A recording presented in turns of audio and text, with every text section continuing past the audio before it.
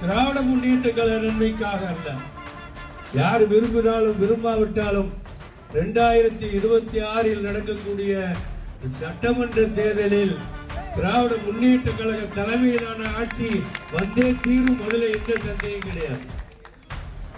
யாரு வாக்களிக்காவிட்டாலும் தமிழகத்திலே உள்ள அருமை சகோதரிகள் அத்தனை பேர் வாக்களித்தால் போதும், அவர்கள் வாக்கு வந்தாலே போதும்.